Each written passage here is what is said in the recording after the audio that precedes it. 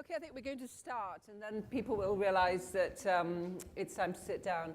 So, as several people have said, we've had an extremely rich and I think multifaceted set of presentations and discussions from Thursday afternoon to now. And our view of this final session is really twofold. On the one hand, we'd like to ask the people on the panel here to share some of their concluding thoughts, their takeaways. As I said, both takeaways relative to their own expertise, but also more general reflections on some of the cross-cutting dialogues that we've had. And secondly, we hope that this is not an isolated event at Harvard or in an academic context, but one of others to follow. We're very pleased and grateful that we've managed to attract such a highly qualified and engaged set of speakers. But we very much hope to contribute to the broader discussions that are going on in many fora about the issues that we're concerned about, both the technical questions, the applications. I mean, Andrew's presentation a few minutes ago, I think, really bore out the immediate urgency of the issues, but then also some of the broader interplays between the technical and operational issues and ethical and rights questions that the other two panelists before us mentioned. So what I'm going to do is just invite, in the order in which they're sitting, our colleagues to present, to make a few comments, really, you know, maybe not more than 5 or 7 minutes each maximum, and less is fine. And then we'll have a discussion, and we'll really hope to hear from as many of you as like to contribute. So, Joseph, please start off. Good afternoon, everyone. I am Joseph Attic. I am the chairman of the Identity Council. And since a couple of years ago, I've been involved in founding a non-governmental organization called ID for Africa. I've been in the identity business or the identity space since I was 21 years old. Basically, it's hard to believe how fast time flies, but I started doing research in that area at an algorithmic level. So I'm a technologist, but then migrated into industry, then migrated into policy, and then migrated into working on development. I think I'm saying this only because having spent 30 years in this space gives me one privilege, and that privilege of looking back and saying, what were the issues that we were talking about 10 years ago, 20 years ago, and 30 years ago? And I can tell you, while the breadth of the discussion that we are talking about today at this conference is very impressive and brings in a lot of dimensions that were not necessarily as critical at the time within the identity space, many of the issues are not new. Many of the issues are not new. What is new is their criticality. I can tell you that many attempts were made to build identity systems 10, 20 years ago, including biometrics. But back then, these were nice to have systems. And when they failed, and for the most part, a great number of them failed, they were written off as bad government investments. And in many cases, they were hushed up. The public did not hear much about them after they were hushed up. And then today the situation is very different. If you look at ID systems or identification systems, to be exact, they are no longer nice to have. In many cases, they are must have because of one specific thing, which is both in developing countries as well as developed nations. And that's the digital transformation. I mean, we are all moving in this revolution. Everything is being transformed digital. Every day, one more aspect of our life is turning digital. And so the absence of a reliable identity, digital identity in any given country will be viewed as a major failure of a regime or a government that's supposed to be delivering services to its people. So people are asking for identity because of the fact that the necessity of it if you want to participate in the modern society, in the modern digital transformation.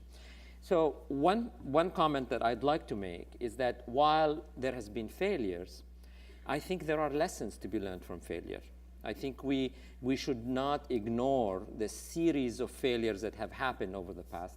And at the risk of being cavalier and naive, I want to take a few minutes and share with you some of the high-profile failures that happened perhaps before you were even aware of the identity space. I'll start maybe the clock at 15 years ago. I'm not sure how many of you were aware of the fact that 15 years ago, Nigeria invested on the order of $300 million to put together a very, very state-of-the-art ID system with biometrics involved, with fingerprints involved, et cetera. And the enrollment went up to 75 million people. They were able to incorporate 75 million people in the system, and then the system collapsed. It didn't collapse because, yes, there were legal frameworks that were missing. It collapsed for a very, very specific reason, which I'll come back to in a second. That collapse forced the government 10 years later to start over again. And they started over again. Today, they have 6 million people in the database, in the enrollment. So you raise the question, what's the lesson learned here? The lesson was the fact that they did not build it on an open architecture. It was technology lock and vendor lock. They did not create a system like India did, which was open so that if a vendor says, I'm not playing with you unless you pay me so much money, they will go and find the next vendor. They did not mitigate the risk of technology lock because they adopted a proprietary system. And the proprietary system was even encrypted by the vendor, and the keys were kept with the vendor. And so there was no resolution to this problem. As a consequence, till this day, 75 million records, including 10 print biometrics and facial photographs, sit somewhere in Lagos, and they are useless. So my first lesson to you, when I talk to governments, et cetera, I tell them, do not ever go down the path where you let vendors lock you in a specific technology. This is not about technology. Build the policy. There will be multiple technology solutions. Diverse your risk. We learned the lesson in Nigeria. On a less spectacular way, Brazil had also spent $250 million, and Argentina spent some money. I cannot remember how much at the time. Both have failed in their initial instance. And please, do not quote me as accusing any country or any regime. I'm sharing these because these are useful things to remember. And the reason Brazil failed, and it was because there was no governance put in place. The procurement process was irregular. And in fact, just recently, the people who were involved pleaded guilty to a Foreign Corrupt Practices Act charges that were being brought. So basically, the second lesson that I would tell governments, if you want to go about doing this, you have to make sure there is transparency in the procurement process. Brazil, till this day, suffers from not having been able to initialize their attempts to put together a national identity or digital identity system. $250 million investment that went away, it was just something that the public still remembers and the politicians are not touching it. I would go to Mexico. Mexico, here, the initial attempt of RENAPO, the organization that's in charge of trying to put together an identity system, in their initial attempt, I'd say they failed not because of corruption or anything like that. They failed because the institutional arrangement was not clearly delineated. There was a fight between them and an organization at the time called IFE. Today it's called INE. And basically, both of them said, we touch the same population. I touch the adults who are voters, and you're supposed to touch the rest of the population. Why are you touching the same group of people that I'm touching? Go touch the children. And as you know, building an national ID system by focusing first on children is very difficult to do. And so till this day, Mexico suffers from lack of political will to establish the institutional arrangements correctly. So that's another lesson learned. The fourth and last one that I will share with you is Indonesia.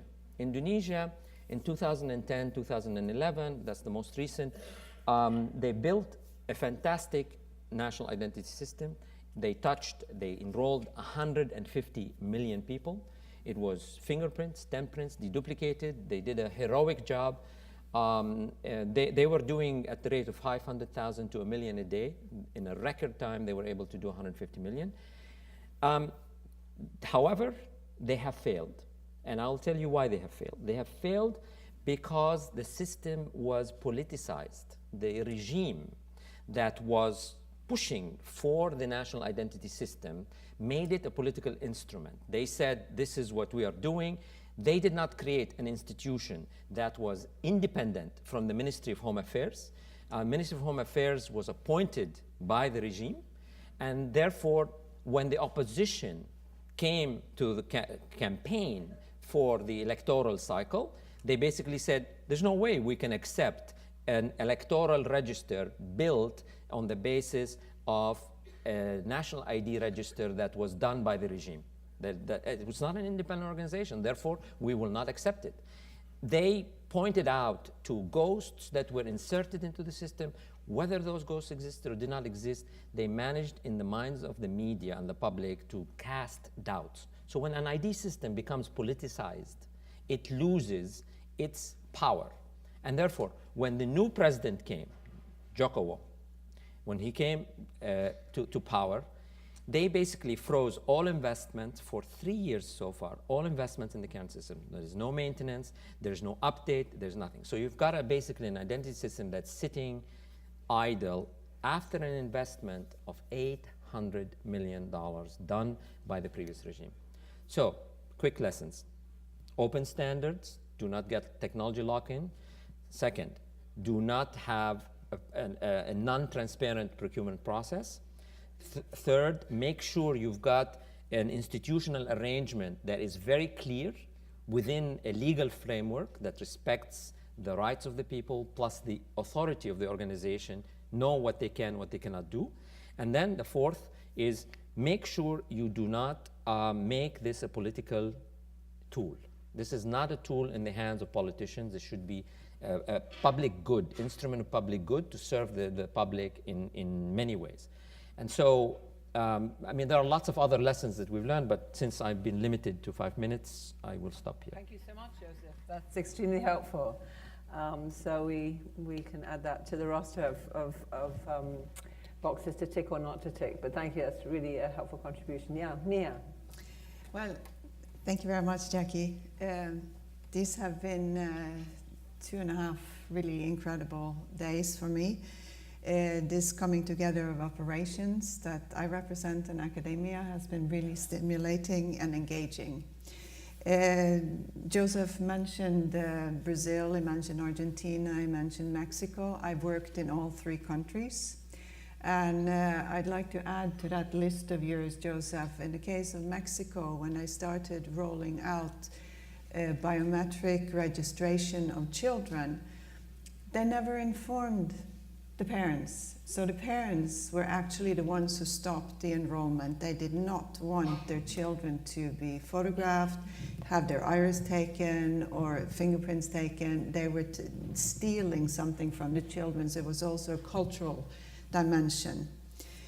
Over these past 2 days, the contributions from all the panelists, the discussions over coffee, conversations over dinner, have really framed what a complex and complicated area identity management is. You can come from the technological point of view, that's the easy part. But the legal and administrative aspects are really the most challenging. You are working with countries, and here I've worked with international financial institutions for 25 years, and we have access to the decision makers, we have access to the civil society, we have access to the registrars. People will return, if they don't answer our call immediately, they will return our calls. And you're working in a brownfield. You have to work with the tools you have at hand. You have to work with the administration that has called upon support from an external third party, in this case a bank, development bank. And you have to, it's complex, and I think the representative from UNHCR also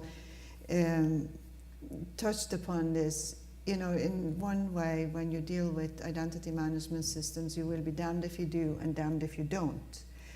And depending on the country that calls, do you really want to get fully engaged in this sector?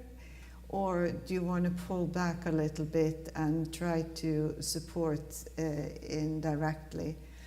So the country context can add some complications. Now, and you have to work with the resources there are. In the years I've worked with the design, development, and implementation of identity management projects, one of the scarcest resources is the human resource. People do not have the training that is needed when new modern systems are being put in place. In the civil registry, people were hired because of their calligraphy. They are scared of computers if computers are being introduced. They think it will take away their job. You have to deal with lack of electricity, you have to deal with lack of interconnectivity. So you have to be somewhat flexible when you roll out these systems. It's not Northern Europe anymore.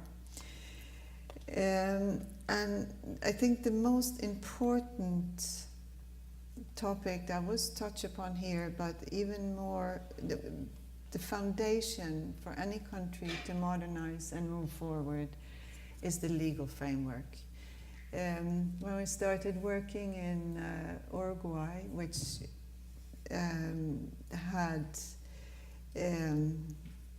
some institutional challenges, but today is at a developing nation, at the level of a developed nation with regards to birth registration, civil identification, very forward-looking legal framework. We encountered laws from 1880. And these did not contemplate electronic storage, electronic transmission, digital records. So there was really a very intense work, but it was also a project we learned a lot from. We spent more time on preparing the project because we had to get all the development partners or all the government partners from the government to sit around the table and agree. And then we also collaborated with the development partners, UNHCR, the Population Fund, UNICEF, WHO, among others, to sort of get everybody to work along the same lines and support instead of overlap. And that's another challenge we see in some countries, that there is an overcrowding of development partners. They each come in with their priority, be it the multilaterals, the bilaterals, and here we have some homework to do to really benefit the developing nations. And at the end of the day, this is really about the individual and the individual's right to access, to benefits, to inclusion. And when I started working on this, I was a social development specialist in the IDB, and at a time where the multilateral banks were accused of excluding the poorest of the poor. And we kind of had to do that because as a project manager, I could not sign on to disbursements to people who didn't exist. And this is one of the reasons why the IDB was one of the first of the banks to take this up as a issue include conditions in the loan agreements that if people who otherwise qualified and didn't have a document, be it birth certificate or ID, the country would have to ensure that they could access these benefits. And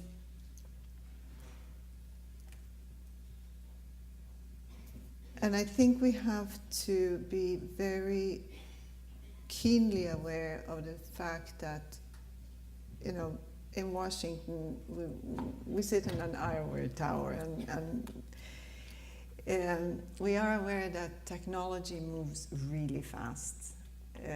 Policymakers move slow, and the lawmakers move even slower. So there is a disconnect here that we also need to try to bridge.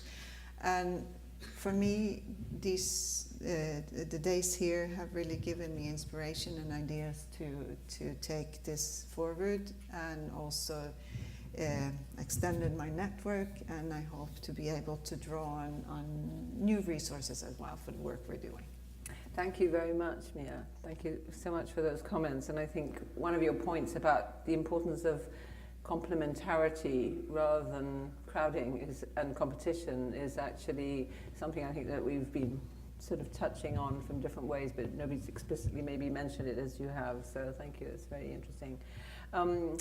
Alan, please talk only as much as you can. Alan's got a terrible kind of failing voice at the moment, so just please stop when you need to. But we'd love to hear anything you have to say. Yeah, thank you, Jackie. Gosh, the system works. You know, I think this has been a really interesting conference and very timely as well.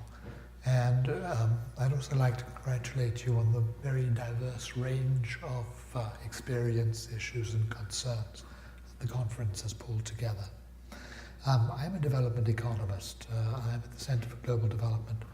So my interest in this area has always been in terms of the implications, particularly of the new technologies, for changes in development processes and how programs are implemented, how they can become more efficient and more inclusive. And, you know, one has to recognize that, as was very well said in the last session, the technology is neutral. It's not intrinsically good, it's not intrinsically bad. And I think the conference has balanced those two sides very much. But the potential is huge. There are now about 500 million people in developing countries who are receiving cash transfer programs. Energy subsidies are enormous. How can you cut them without introducing some system of direct compensation to people? How do you increase access, for example, with registering SIM cards to about 2 billion people? How are they to be identified? These are all really big questions. What about mobility? People have been more mobile internally, externally, in Africa across the many borders. So how can you facilitate that kind of thing and bring transactions costs down? These are enormous issues, and the technology has moved to the point where it can facilitate many of these things. But at the same time, it's neutral, and we need some system of understanding of who holds the power. And I think this is a big issue for development agencies, which will sometimes be called to help implement this technology in countries where they may not be completely confident of the governance of the countries that they're working with. So this will be a big question. I think one of the points that I found very interesting in this conference has been the contrast between the unified base identity. I think there's an agreement that in some sense we need one base identity. We don't actually want a non-unique identity system. But on the other hand, we're afraid. We're afraid that that will lead us to a situation where everybody's actions are tied to a single number, right through the list. And so there's the contrast between that base identity and then ways to authenticate against that identity that allow one to break identity apart. And this is where I think the British example is so interesting. And it may not be applicable to all countries, But the principle that it's trying to get to is a very important one, and I think it's one that we need to think about for the future in some of the countries that we work. What is not okay is to have very costly, very fragmented base identity programs. And we have that now in some developing countries where one has, for example, the inconsistency of huge voter ID programs, which not only waste resources, but confuse the identity situation very badly. So, you know, I think another very interesting question that's arisen is the sequencing of identity provision. To what extent can you or should you strip it of all attributes, including nationality, so that you are only your iris and your fingerprints, as is being done in India? And that's a very different cycle. I mean, that would not have been possible before without this technology, because the base of identity was always really biographic. It was all the details. And now we can break that, and will that be a good thing? And how will it be used? And then finally, I think that we are moving towards a new stage in terms of these identity systems. The systems have been put in place in a number of countries, and as Joseph mentioned, there are a number of failures, and there's a lot of waste where countries introduce systems without having the facilities to actually use them properly. But there's also a tremendous shortage of really good studies on the impact of this new technology. We've been trying to assemble information on quantitatively what has been the impact of these new ways of delivering assistance. How have grievances been dealt with, the people excluded? What has been the actual cost reduction in waste? And there are some cases, but they're not very many well-done ones. So since we're at Harvard, I would encourage the academic community to try to look at this area and do as much empirical research as possible. Because, you know, one needs to have the technology accountable for results. And very often one doesn't have the basis for that. Let me stop there. Many thanks. Thank you for giving us at least one item on our to-do list, which we're grateful for. Deborah. Thank you, Jackie. I originally didn't think I have anything to say, but I now do. I just want to say that what Alan brought up, the question of national, when I started this, I called it National ID Number Project. And Nandan, at a very interesting dinner, protested that this really shouldn't be national. So then Jackie and I had a discussion on civic authority and the development of the nation state, all of which you didn't have to hear. But it is very much a salient issue. One procedural thing is there will be proceedings. Jackie, who is not necessarily our technologist, asked, will there be software that'll do voice-to-text transcription?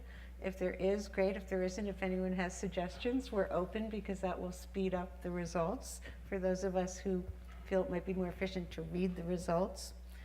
One thing, and I've spoken to some of you about this, especially Joseph, the conferences that I've been to have either been things like Connect ID, which is really based on the technology and is funded by the technology companies, or some of the newer ones like ID for Africa, which is based on ministers of health and governmental people.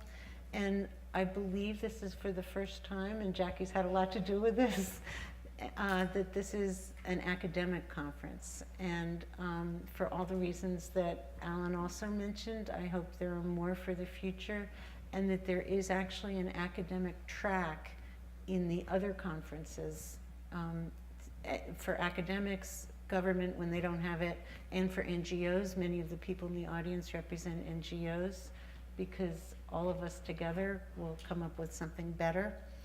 And then I have talked to some of the speakers about if they could go public with some of the conversations we've had and what they think, given their background and what they've heard. And I'm going to start with something personal that I hadn't anticipated. Edwin, are you still here? Okay. I definitely wanted him included as part of the human rights part, but his speech hit me in 3 ways. When I started as an undergraduate at Yale, we had key punch machines. That's how I entered the data for my 2 undergraduate theses. When I was a master's student, and Grace Wyshak remembers this, we also had card sorters. As an undergraduate, one of my advisors was trying to instruct me as to how to do a 2-level sort correctly. By that point, even though we key punched the data, we did have, and we had card readers, they did go into an integrated statistical package. The first one, both at Yale and Harvard, was data text. Even when I was a master's student at Harvard, we had key punch machines. So I know about Hollow Earth cards, and I was shocked to find out about IBM's role. The second thing is I'm Jewish. That's one of the populations that was very poorly served. And the third, when Edwin mentioned the Carnegie Institution of Washington, I am secretary of that board.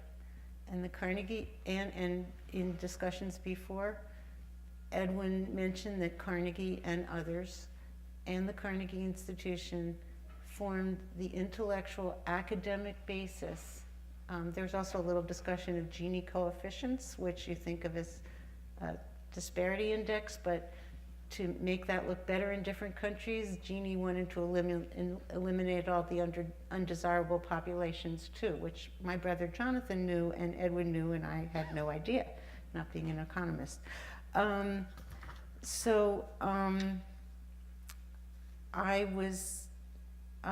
think it's even more important for academia to really be on the right side of things, and governments and technology, and we're starting with that here. Thank you. Okay, so thank you all very much. I think this is the time really to hear from as many of you as possible briefly about 2 things, a wish list.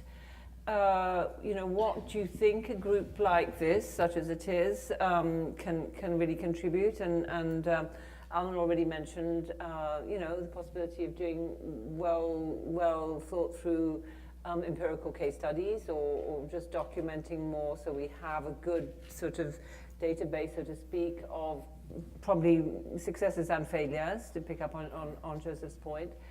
I think we will certainly be producing some sort of follow-on documents from this meeting, both summary, but also some points and pointers to that we think are important.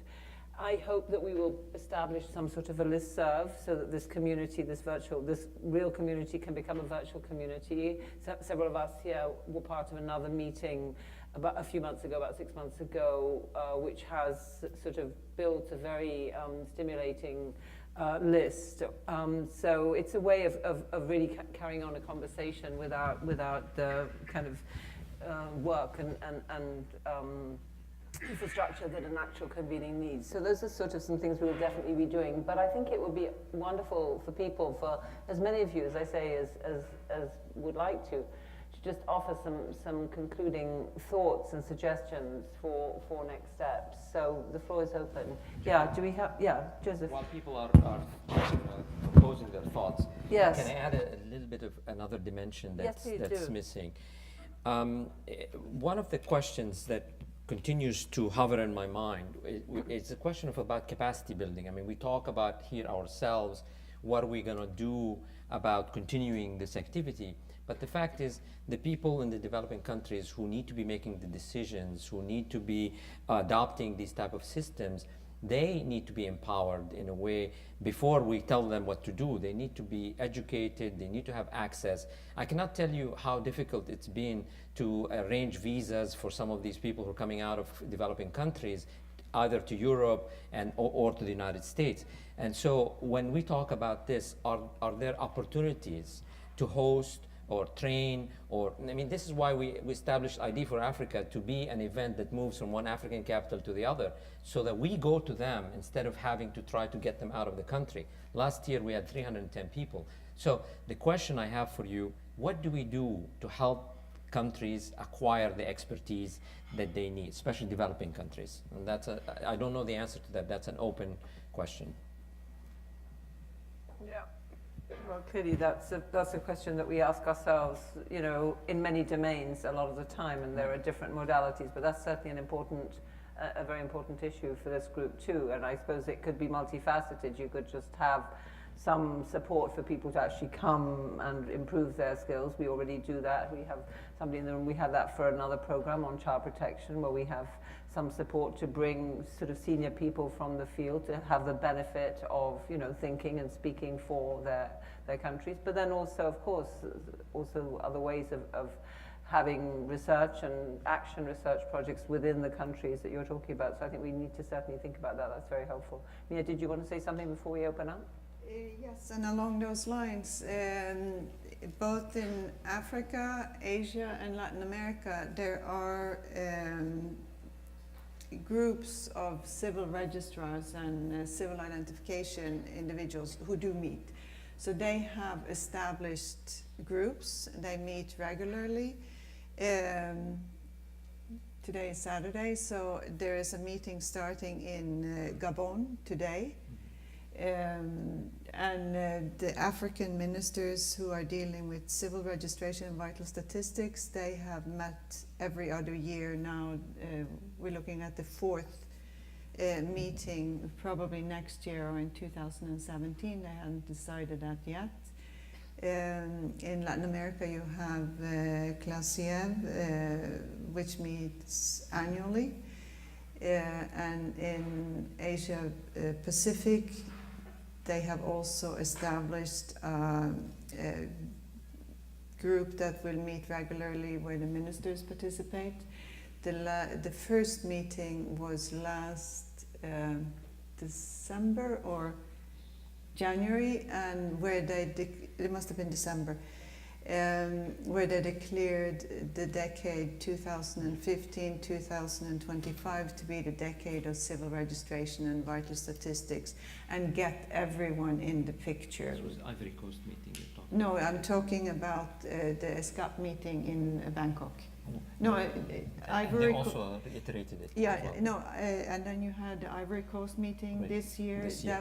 That's the African coalition. So That's right. there should also be some outreach and participation in these three regional fora for both academia and also development partners. Thank you. Yeah. Yes, Deborah. Somebody else talked about involving the actual local people, and I would like to make a plea for doing that at the university level also, developing university partners. I'd like to point out that Nandan and his other 7 co-founders of Infosys are proud graduates of the India Institute of Technology. And there's also something called Silicon Valley in Chile, and it is much easier for people from all of the other countries to get visas to work there or to do startups there than in Silicon Valley in the US. Okay, the floor is open. Hello, yes. My name is Carol Martin. I'm from the Harvard Catalyst Clinical Translational Science Center. We are a member of a 62 entity consortium. The Harvard Consortium by itself represents 23 partners. And in the course of this conference, I've been listening to aspects of the elements that are central to the issues for immigration identification, but I have been thinking about them in the context of life sciences and health. And there are aspects of the communities that I work with and serve that deal with various aspects of what have been discussed over the course of these last few days.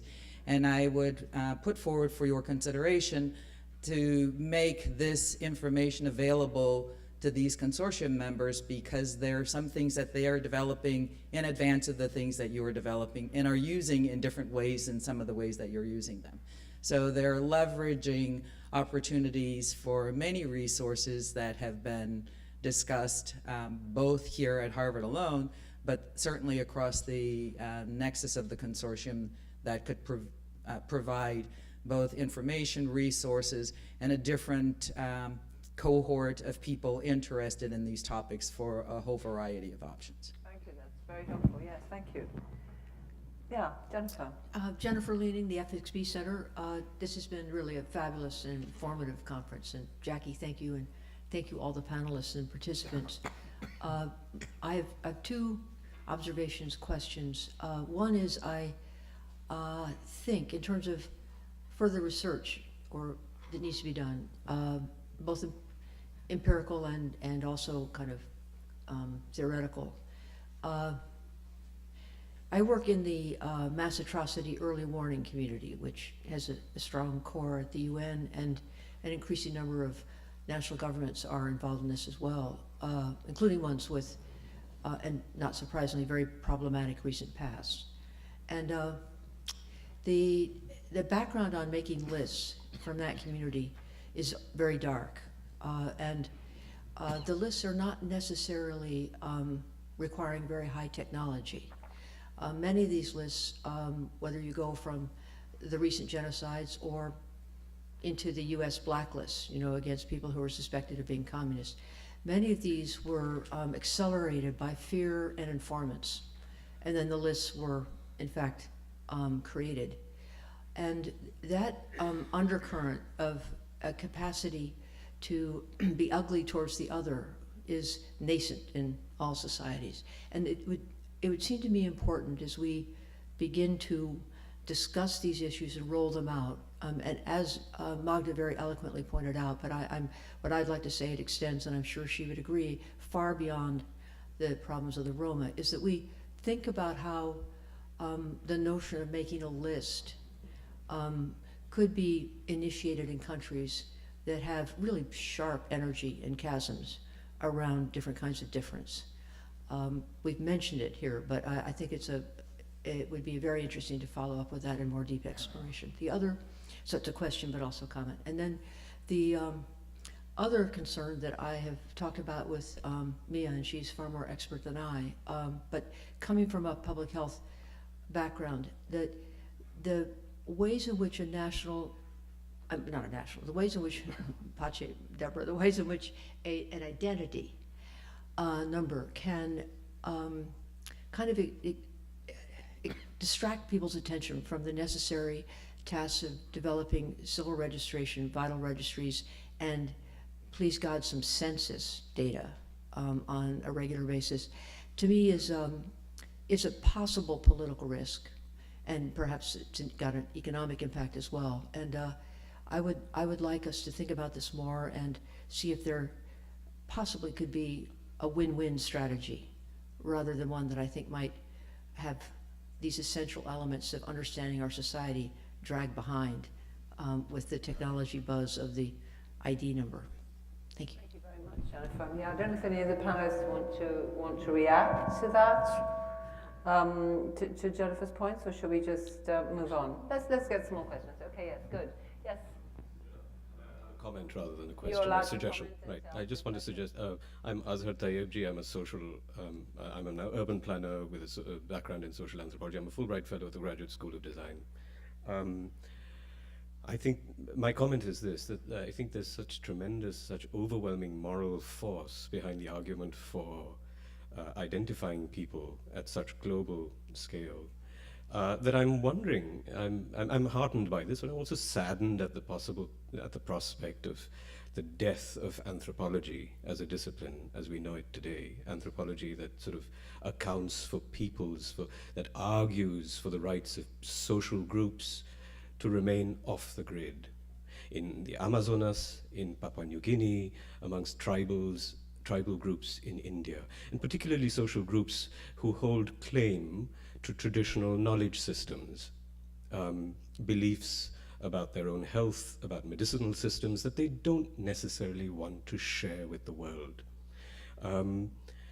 I do hope future academic conferences will problematize this, the tension or the possibilities in examining national systems and their relationship and their fallout effect on traditional knowledge systems, assuming that people all over the world still have space to resist and to choose to stay off the grid.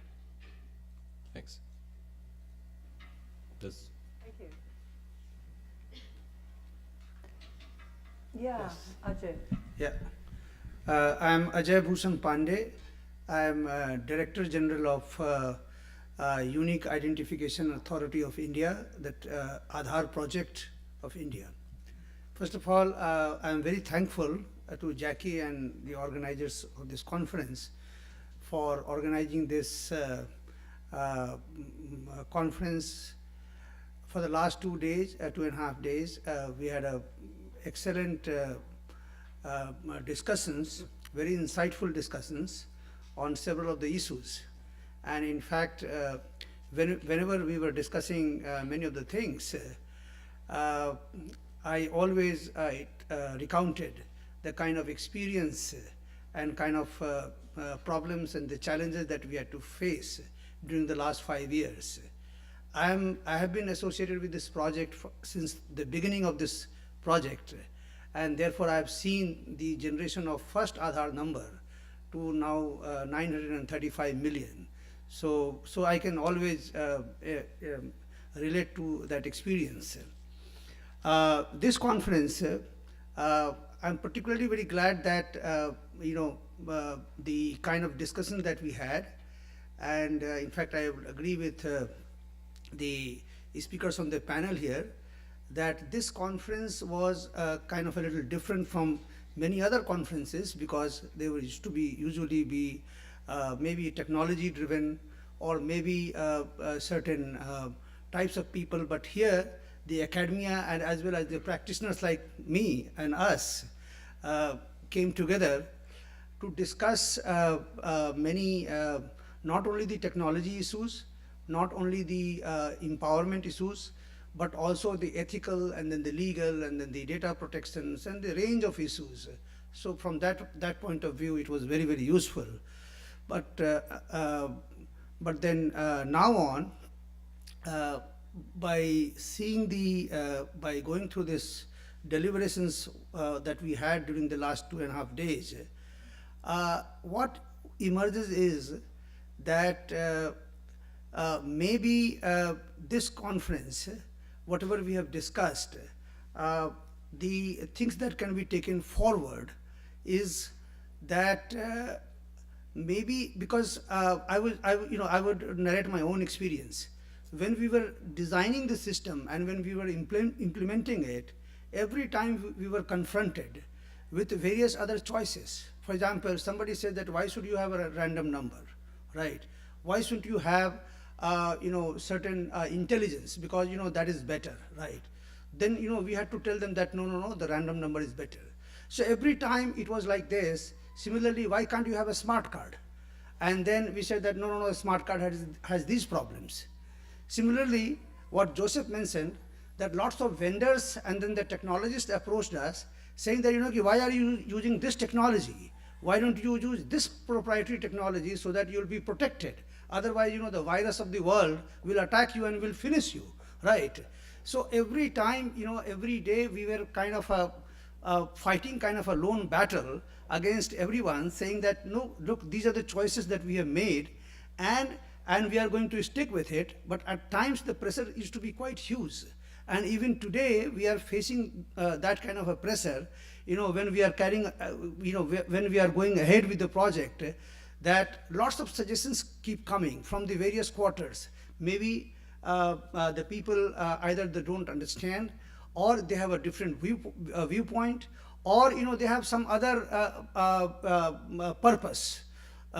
Similarly, on the legal front also, sometimes again we have a range of views. Some people say that your system is very inefficient. Why don't you collect all data together, right? And so that your system is very, very efficient, and therefore, but then we know the danger. And then at the same time, some people say that why should you have this Aadhaar project at all? Because this will lead to very catastrophic situation, misuse, and so and so. So every time, we have to strike a balance and come out with certain decisions or certain choices. So and unfortunately, we had nothing to look. There is no precedence of this scale in the world. So every time, we felt that as if we have to decide, and then and maybe are we doing the things right way. So this conference has provided that kind of a opportunity to discuss, and then many of the things that we have been doing, we felt kind of validated that indeed maybe some of the things, for example, having a random number, for example, or maybe having a federated databases, right? Okay. And similarly, having a strong the data sharing the system, so that our data doesn't go out, right? Some of the things that we the choices that we made, I think we felt very validated. But then it's not the end of the world, because the pressures keep coming. It's not that from tomorrow when I go back to India, the pressure wouldn't come. So therefore, maybe in a forum like this can come out with some recommendations, saying that these are the kind of consensus which where the academician and then the practitioners from all over the world, they came, and then this is how the consensus was, that perhaps yes, I mean there is no right or wrong solution, but maybe the consensus was that this is how we can take forward this project, because that will help not only a country like India, but also the other countries who are going to embark on this kind of a project. Well, Joseph I think we mentioned. certainly will correct. try to craft some set of pointers. Whether we have the authority to make recommendations, I don't know, but I think we certainly will try to cull from this rich discussion something that's useful for people moving forward. Well, thank you. Thank you very much for that, and thank you for everything you've contributed to this conference too, Ajay. Yes? Hi, I'm Jerry Regier. I'm a retired academic biologist, now in my retirement, trying to think a bit in more philosophical terms about my career in science. And I would like to give a little pushback to a comment that Alan Gelb made twice, that technology is neutral. I think to the extent that new technologies come to exist, they force change, whether that change is, and almost always that change will be biased. For example, the speed at which technology can retrieve data beyond what human capabilities are able to comprehend or to deal with in an appropriate time scale would be one kind of example of a problem. But the speaker who talked about anthropology and the indigenous groups that may not want to be on the grid, it would be another kind of example where this technology is not neutral. The technologists themselves are not neutral. They don't come, they come out of a context, and so obviously they have something in mind when they're developing their technologies. And so I would say in sort of summary that if the existence of technology is not able to be questioned, then we can only manage these changes. We can't actually select or determine our own destinies on this matter. Thank you. Well, maybe we'll. Yeah. Yes, hello, Pam Dixon, World Privacy Forum yet again. So just very briefly, thank you for the conference. It's been very intriguing, and I've certainly very pleased that I attended. I learned a lot, and this is always a very happy thing for me. There is one thing I would like to just point up, though. There are a lot of new ideas in the realm of privacy. Privacy at its an early inception was regarded as the right to be let alone. However, this idea, while still prevalent in law and still an important idea, is richly evolving. And there is a very new notion of privacy that really did not get articulated at this conference. It deserves attention, and that is the idea of privacy as autonomy and the ability of people to make meaningful choices about the impacts of digitization in their lives. This is a very rich field of work right now in Europe and in Asia, And of course, each country has its own cultural context for privacy, and this is also very important to consider. But I would really propose systemic and serious research that looks at the new ideas in privacy that were not articulated here, and looks at some of the struggles that are occurring writ large. For example, the EU safe harbor fallout that's just occurred at a very high political level, and the ideas that are behind it, which really, really go back to power and autonomy, which is a very common theme at this conference. So anyhow, those are just some thoughts, and would love to see that develop more. Thank you. Thank you. Yeah. Hi there, Justin Hughes with PA Consulting. As the organisation I work for, we advise a lot of organisations, governments, private bodies, etc., that are looking to buy identity management systems. And I suppose my first plea, if you like, to this group is that we continue, as Joseph so rightly said, to challenge the assumptions of why people are doing things. What is the objective of a system? What is the objective that a government is trying to achieve? And is what they're trying to do proportionate and relevant to what the sort of technological solution is? So the distinction between identity management, between case management, between uniqueness, all of these things, there's often a sort of a very dangerous leap for companies or for governments and organizations to go, we want identity management, so that means biometrics. And that's, you know, that's a sort of, I think as the excellent Icelandic example has highlighted, you can have a perfectly good uniqueness management system that doesn't involve biometrics. And so I think we have to keep challenging what is proportional and what is relevant in the technology. And the second sort of linked point to that is to be clear about what terms we're using, and to be clear about what those terms mean to different people, and to avoid some of the scaremongering and the inferences that happens, and the danger that people say biometrics and they immediately sort of have this incredibly negative connotation. If we look at some of the benefits from these systems and the epidemiologist example around what benefits we can get from this data, we have to be very careful, if you like, not to sort of throw the baby out with the bathwater, but see the good points, but put the controls in place around avoiding some of the negative contexts. So I suppose it's two pleas. One is to keep challenging on the need for data, what data is necessary, how long for, how should it be linked to other sets of data, and to keep that in mind. And the second is to be clear about the terminology and make sure that we're being explicit, because this is a group that people will listen to continually, and this group has an obligation to make sure that we are continuing to be clear about what we mean by certain things and what we don't mean, and what terms we mean. Thank you. Thank you, Justin. Thank you, that's very helpful. There was a point that was raised a minute ago that was not really elaborated. Can I just... I think everybody will have an opportunity, Joseph, in closing, Okay, no to problem. reference any of the points made. Yeah, so let's just have the final contribution from the floor, and then I'll ask maybe each of us to contribute to just have a final thought, and then we'll close. Yeah. Thanks. I'm glad to have the final say from the floor. That means everyone will remember what I said, if at all it makes sense. I'm Alan Maleche, currently a visiting scholar at the FXB Harvard Center, but in my normal life, I'm a health and human rights lawyer in Kenya. I have got 3 quick observations. The first one stemming from my passion for the rights-based approach, and probably food for thought for the people interested in issues of identification, that how do we use a participatory approach, be it the woman in Thailand, be it a refugee in Kenya, be it a Syrian person, how well are they involved in the process of designing some of these systems? So maybe I'd love to see a research or some findings in terms of to what extent do we consult those who we are designing for these particular systems to collect their data.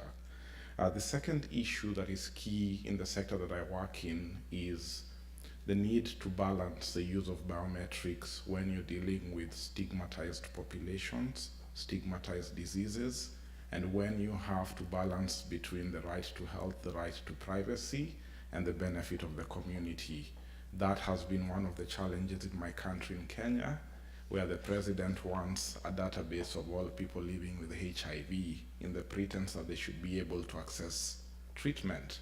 But we all know what the challenge comes with that. So again, as you look into future work, take that into account. And then lastly, the challenge we have in many developing countries is the lack of rule of law or respect of rule of law, and the less appetite people have to have laws on privacy and laws on data protection. So again, as we think through issues of identification system, those are challenges and barriers you may want to look into. Thank you. Thank you very much.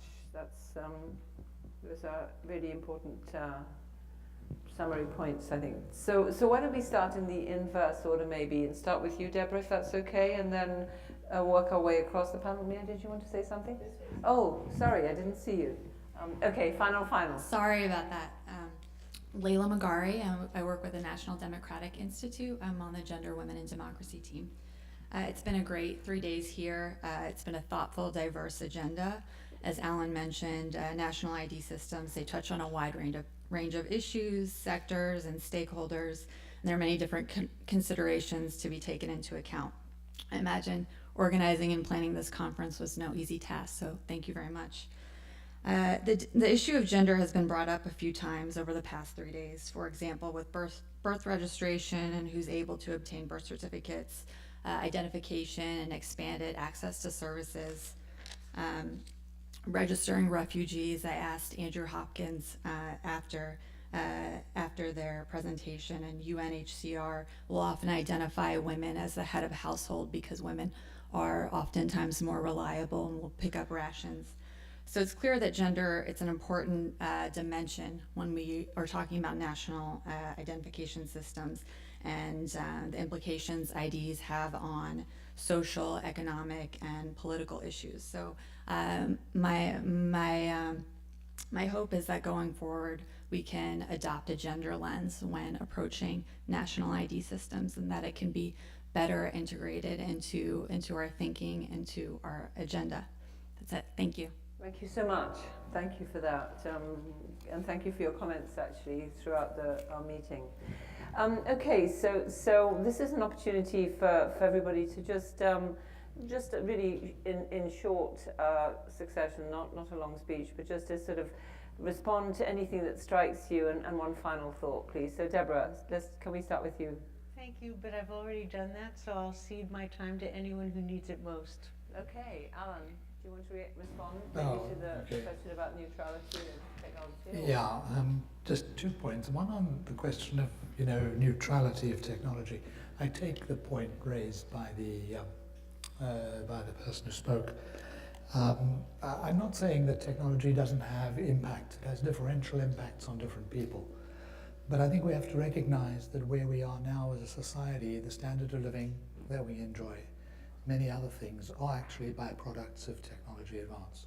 So we cannot simply say technology is always adverse. It depends on how we judge the various outcomes.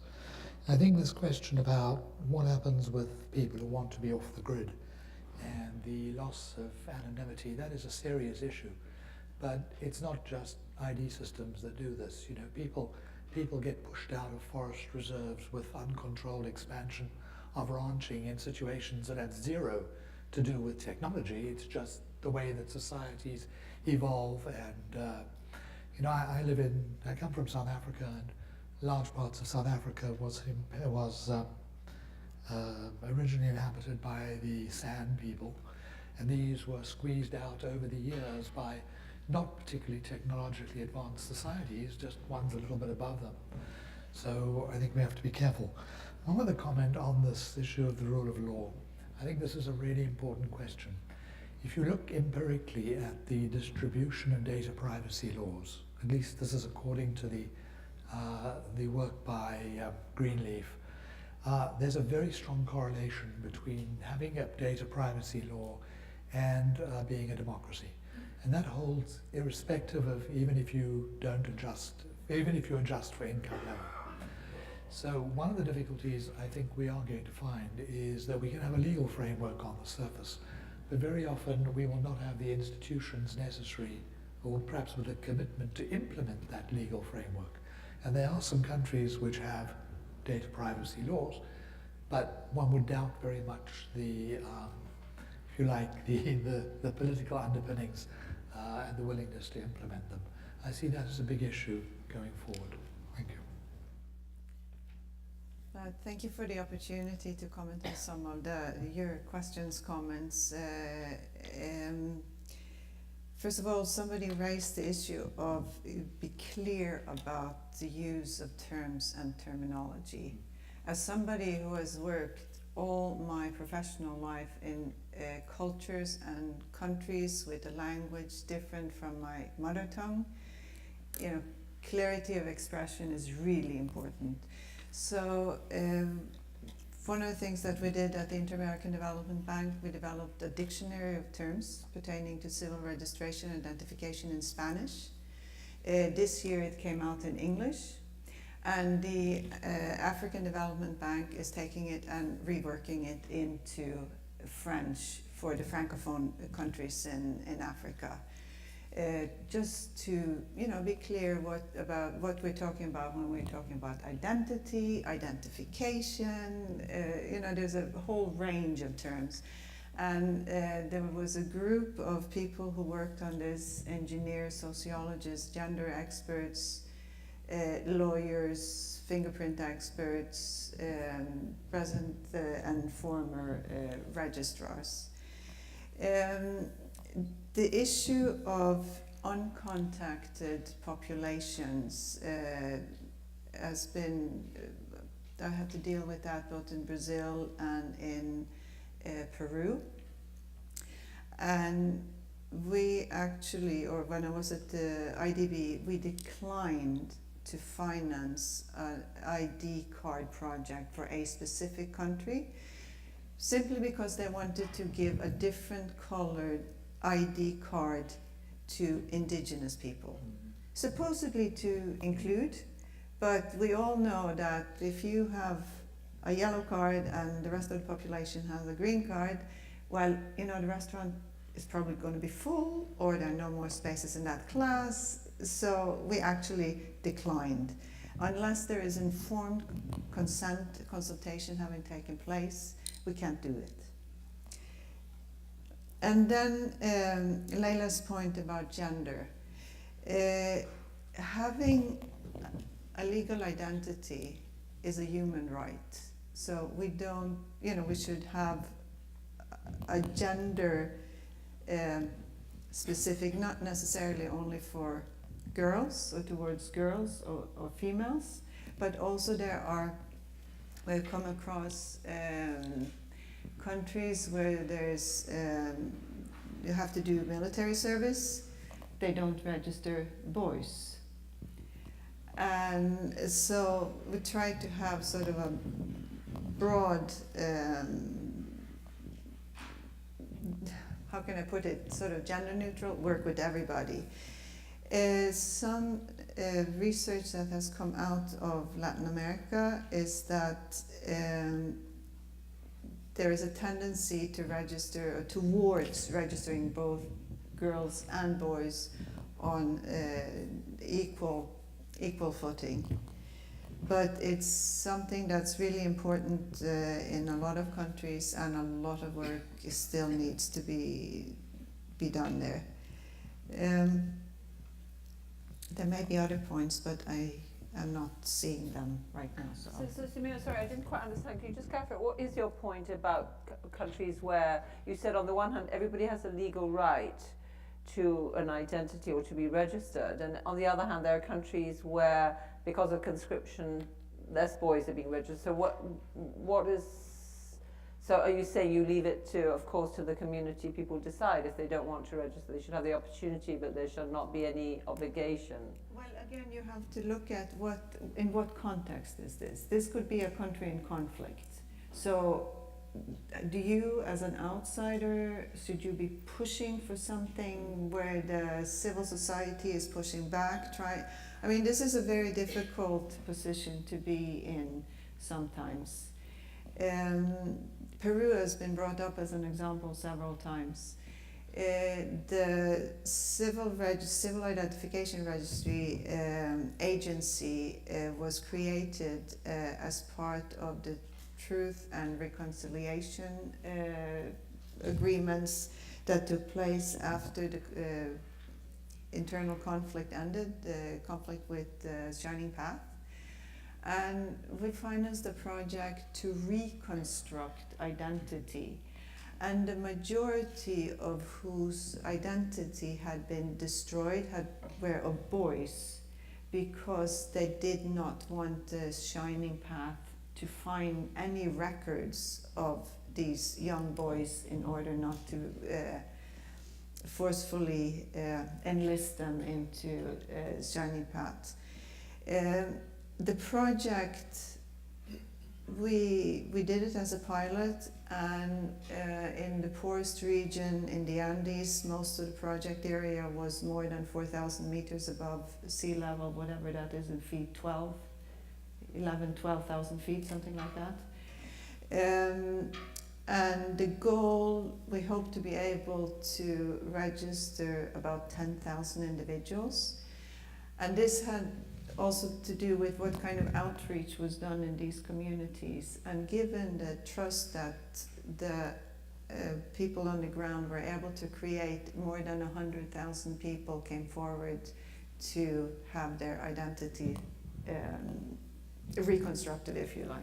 Thank you so much. Yes, Joseph, last word. Okay, thank you. I want to reiterate a theme that reverberated in the conference over the last couple of days, which is that we have to understand that in the question of developing identification systems, one size doesn't fit all. And there are different ways in which you can slice the differentiation in terms of what choices you have to make. I'll take one choice because I want to come up with a summary that would be useful. If we look at the needs of identification between low-income countries to middle-income countries to high-income countries, what I would say in terms of priorities, the low-income countries should focus on getting their foundational registers in place. Don't get distracted by what Jennifer was saying, by the national ID, the need to put a credential or a number out there. What you need is, you need to know your people. You need to establish strong civil registration practices. That is a huge priority, and it happens to be the one that's the most ignored because of the infrastructure, lack of infrastructure in low-income countries. So for me, before I would even spend $1 on a national ID or a unique ID number, I would spend $10 on making sure that civil registration is done right. And that, because at the end of the day, in some of these countries, you can start issuing numbers from the Civil Registration Authority. They can issue a unique number. The number is not the problem. The fact that these registers are not in place is the problem. So civil registration, national population register should be the priority of low-income countries. In the middle-income countries, I would say characterized by having a reasonable, good registers in place, you want to be promoting some electronic services, e-services, so that there is a scale, so that, like what India is now doing, is basically adding applications that drive the adoption, and drive the adoption not by the government, but the adoption and embraced by the citizens themselves and the people themselves. So you're trying to put more services to be delivered to people through that mechanism. And then for the high-income countries, I would say very, very important, protect your electronic ID systems, because you're going to become the target of attacks, hackers. Data protection, privacy become the huge priority. Of course, this is not a scale that is hard cut, because low-income countries, middle-income countries, and high-income countries, they will have overlapping priorities and shifts. But to me, that's kind of where the emphasis is. Basically, if I go to Belgium, they have an excellent ID system. But to tell you the truth, if I were in charge of that system, I would be very worried that somebody will undermine it, like they undermined the South Korean system, etc., etc. So data protection, security, and privacy is paramount. Well, I think I'm not going to say anything, because that was a wonderful summary of many of the points we covered. Just to thank you all again very much for being here, to thank our panel, to thank all our staff. Madhu has been mentioned, but as you could see, there are many other of our colleagues who have been wonderful kind of participants and aids to everything we've done. So thank you all. I won't list them, but maybe you can all come forward. Tizzy, Cynthia, I don't know if Allison's there. Thank you so much. None of this would have happened without you. And finally, Madhu, why don't you pleased just to hand Deborah a little tiny token of our huge gratitude for everything that she's brought to this conference. Thank you. Thank you. Thank you. So thank you all. There is a box lunch available for people to either munch here or take with us. And please, for those of you who've travelled from abroad, travel safely home, and thank you again.